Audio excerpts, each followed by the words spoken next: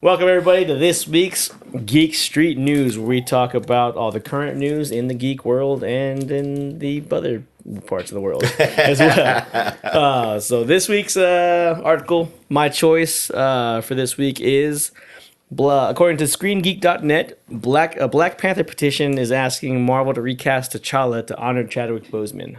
To recast him? Recast him, yeah. Wow. So Marvel posted Disney posted a letter about, or not a letter, I guess, a statement. Sorry, a statement about how they will not recast Chadwick Boseman, and they won't use any CGI to put him in there as a way to honor them.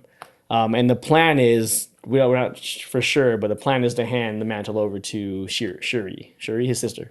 Really? Okay. Yeah. But now there's a big movement because his stint as Black Panther was so short-lived. Mm-hmm. They think it'd be better to honor his character by giving him more stories and recasting with a different actor. And there's a change.org. There was a petition created by E-Man's Movie Reviews.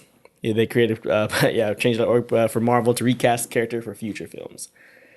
So there's two sides to this, I think. Mm-hmm. And the only reason why I take the side of recasting is because there was an article before Chadwick died where they said they wanted him to hand the mantle over to Shuri to be the new Black Panther. Mm-hmm. And he was like, no, I'm not done telling my story. I'm not done with Black Panther. I have a lot more stories to tell about Black Panther, but Marvel was trying to push him to give it to Shuri so that they can further diversify the character. That sounds like an odd Right. They're kind of pushing him to do it, and Chadwick didn't want to do it. He's like, no, I'm not ready to hand it over. I've had one movie. You know what I mean? Right. Mm-hmm. So, and then now that he's passed, now it's like convenient that they can hand it over to Shuri and have her be the new Black Panther, versus recasting another actor to play him. That sounds too convenient. Yeah. That whole thing sounds hokey to me. I'm not a conspiracy theory No. guy at all. Right. The whole thing sounds like he makes one movie and Marvel's already telling him, okay, now we want to, pass it off. We want to let somebody else do it. Yeah. That doesn't sound right at all. Right. That sounds like some BS. I read that article, I think, 2 years ago. Mm-hmm. When I was still in Washington. Mm-hmm. So I read that article about them passing it over to him, or him passing it over to Shuri and him not wanting to do it. Right. And then, then now that he's passed away, Shuri's mostly going to be the new Black Panther. Mm-hmm. It's a win for Marvel because it's going to be a female African-American character. Yeah. And this is what they wanted, So I think it would be more, I personally think it'd be more respectful to pass continue, it off to her. To continue what he wanted. Oh, I see. Tell more Black Panther stories before giving it to Shuri. Mm-hmm. Yeah, but I don't think it's going to happen. It won't happen. No, absolutely not. Right. This is exactly what Marvel wants. They want more diversity, and they originally wanted this, according to that article that I read. And so they're going to get what they want. Right. Like, what other Marvel movies did they do that? Yeah. Captain America, you did great. You made, the first Avenger. Now we want to kick you out. Yeah. Mm-hmm. Chris Hemsworth, your greatest Thor. We want you to leave now. The whole thing just doesn't sound right. I mean, they are already doing that with Natalie Portman. Yeah, but he got his trilogy though. Yeah, I guess it wasn't. Are they going to do that with Natalie Portman? Yeah, she's playing. She is playing Thor. Thor. The don't goddess you say Thorina? Yeah, Thorina. Thor. Do it. No, yeah. So she is playing. She's going to be the new Thor now. Chris Evans is going to be the movie, obviously. Yeah. Mm-hmm. But I don't know what role is going to be. No, this is actually some fantastic news. I got this from two friends of mine actually told me about this. One of them, his name is Chris Tabihé. He's local.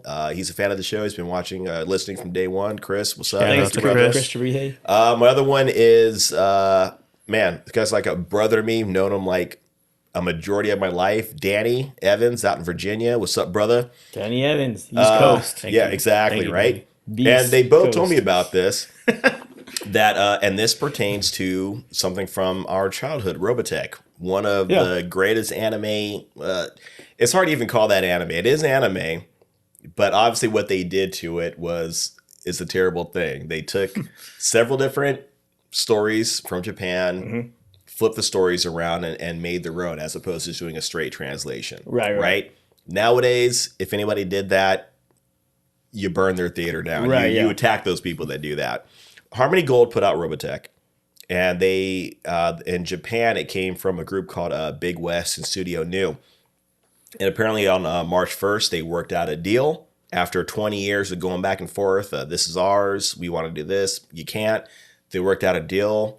Maybe they got it from like Marvel and Sony working together kind of thing. Yeah. But yeah, they worked out a deal where they're going to cooperate, work together, and distribute both products worldwide, internationally. So basically what that means is we are going to see more of the Macross storyline, which is where the first Robotech War came from. Okay. With, Rick Hunter, Roy Fokker, Hikaru Ichicho. I think his name was still Roy Fokker.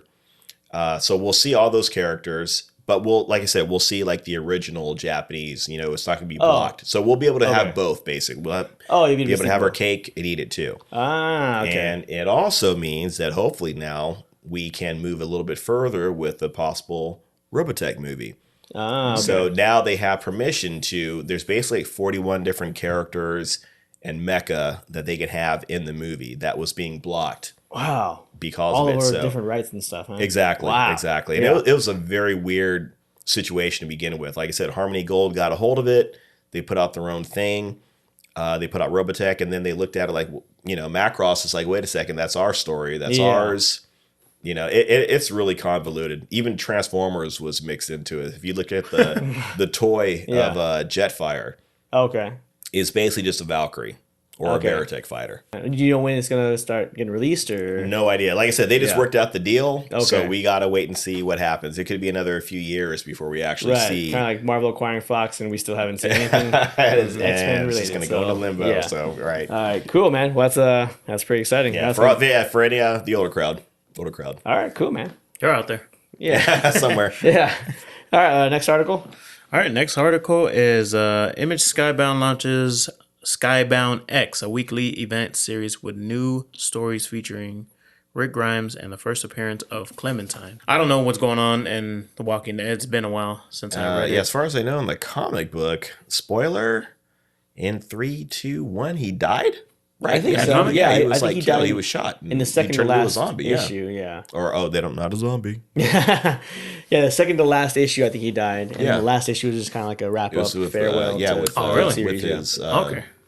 with Carl. yeah, Right. exactly, yeah. Oh, nice. Yeah, well, I guess they're bringing them back, and Ryan Otley and Robert Kirkman are going to be teaming up. So the Invincible team is going to be doing like a Rick Grimes 2000, they're calling it.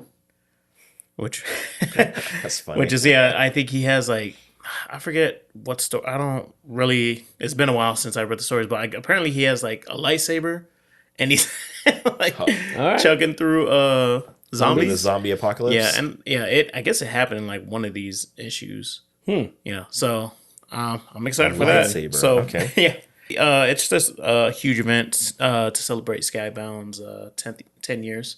Oh, as nice. Okay, Image. right on. So 10 years, man. That's long that's time. long since I think Invincible was the first one to come out, and then Walking Dead was the second comic, and that made like all the sales and kind of had Skybound kind of stay in comics. Nice. So it's pretty cool little event.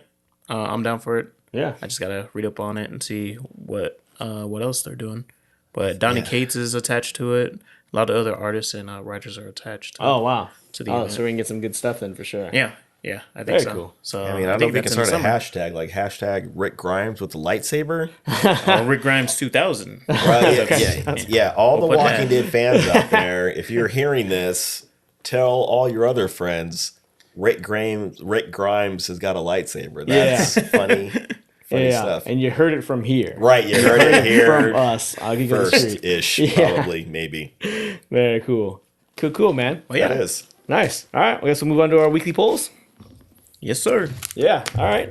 So for me, my choices this week, my picks are a couple of books here. First book is called Home. It is a very topical book about mother and her child trying to come across the border from South America. Clearly during the era of Trump, and when he was first elected, and the difficulties of immigration. I think very topical, very on the nose. A lot of exposition, but it's a tough story to tell with these very sensitive situations or topic issues.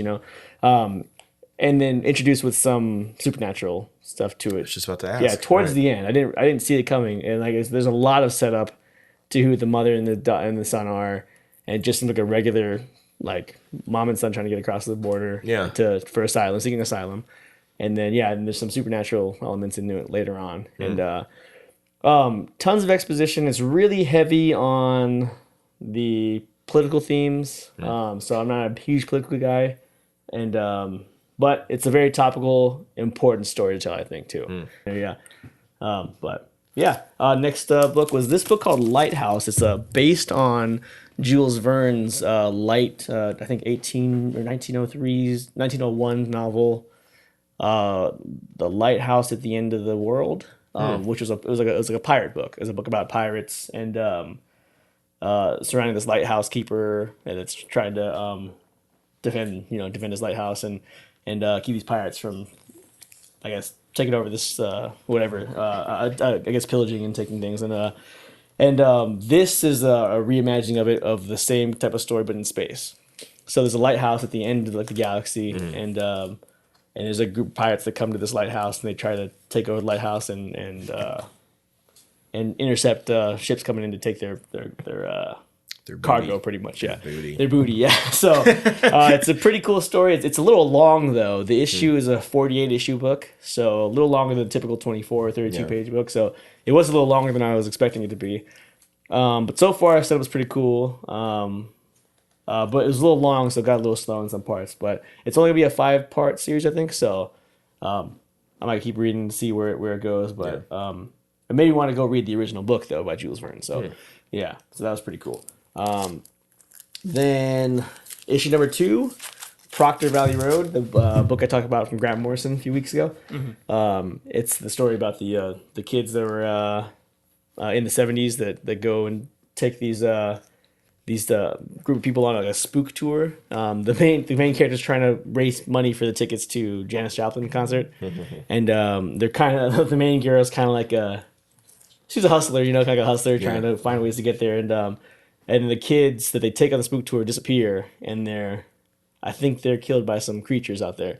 And now they're in trouble for that, and they're trying to figure out what the deal is, and they go back out there to try to see what the supernatural aspect of it is. And it's pretty cool so far. It's pretty exciting. It's pretty fun. It's kind of, like I said, Stranger Things-esque, but, very, very, very cool story. And the last book, this one didn't come out this week. This one's a little older, but it's called The Scumbag, written by Rick Remender. I recently picked up issue number 1, and it's a pretty cool story about this scumbag.